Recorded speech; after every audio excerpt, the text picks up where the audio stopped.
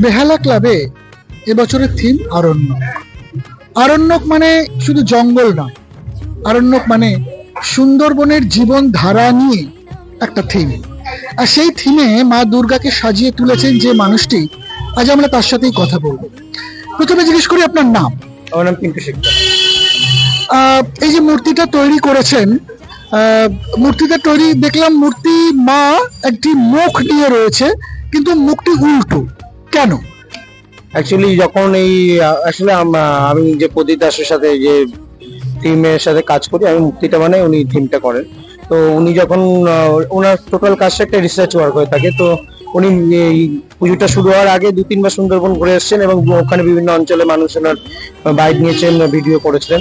তো উনি একদিন এসে আমাকে দেখিয়েছিলেন যে একজন মহিলা তার জীবন কথা বলতে গিয়ে বলছেন যে বাঘের সাথে সে যুদ্ধ করে তার স্বামীকে বাঁচিয়েছিলেন, এবং তার বলার ভঙ্গি টঙ্গি সমস্ত দিক দিয়ে মনে হয়েছিল যে সত্যি তিনি একজন মহিষী মহিলা, মানে যে তার নিজের জীবনের বাজি রেখে নিজের স্বামীকে বাঁচাতে পারে। তখন আমার মনে হয়েছিল যে এই মহিলাই আমার মা দুর্গা হবে না কেন, কারণ প্রকৃত হচ্ছে মা দুর্গা যেমন সবকিছুকে বিনাশ করে আমাদেরকে শুভ শক্তির আগমনে আমাদেরকে আচ্ছাদিত করে রেখেছেন, ঠিক তেমনি এই মহিলার মধ্যে সেই সমস্ত কিছুই আছে।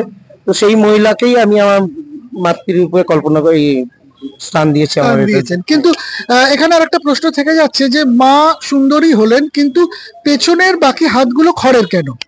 অ্যাকচুয়ালি বাকি হাতগুলো আমরা যেটা করেছিলাম, এখানে মাকে একদম পুরো যেমন দেবী হয় তেমনি ভাবে রাখিনি, আমি ওখানকারই এক মহিলাকে দেবী হিসেবে স্থান দিয়েছিলাম।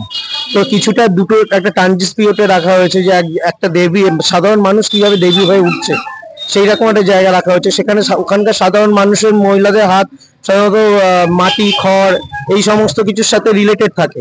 তো বাকি হাতগুলোকে আমি ওই খড়ের একটা আবরণে দেওয়ার চেষ্টা করেছিলাম, যাতে ওই অঞ্চলের মানুষের মহিলাদের একটা রূপক হিসেবে সেটাকে ব্যবহার করেছি।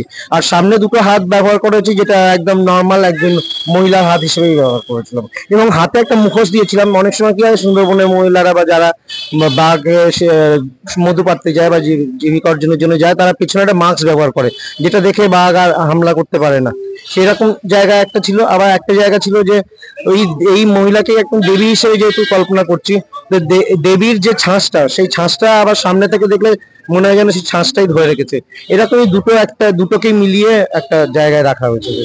তার মানে বোঝাই যাচ্ছে যে অসাধারণ রিসার্চ ওয়ার্কের পরে এরকম একটা কাজ বেরোয়। নারায়ণী নমস্তিদের সাথে কথা বলার জন্য অসংখ্য ধন্যবাদ। আপনারাও আসুন, দেখুন বেহালা ক্লাবের এই অনবদ্য সৃষ্টি আরণ্যক।